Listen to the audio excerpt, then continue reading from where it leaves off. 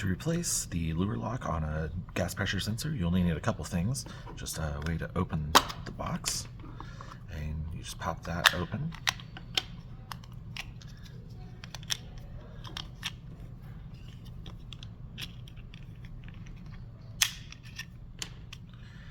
And you actually don't even need to pull the board all the way out. You can just simply remove from the tube inside.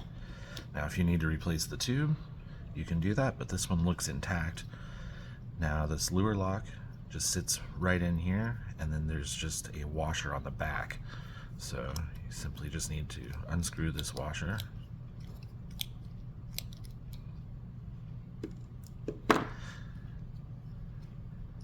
And then this pops out. The seating just sets right back into this end cap.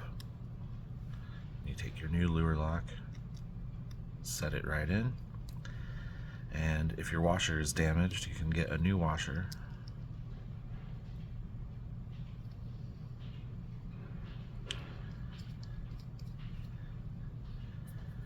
And you really don't want to go much more than finger tight. Just put another little snag on that, because these are softer plastic and they can strip out.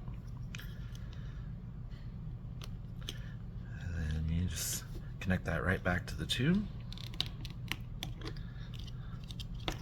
Set the end caps back in place in your box.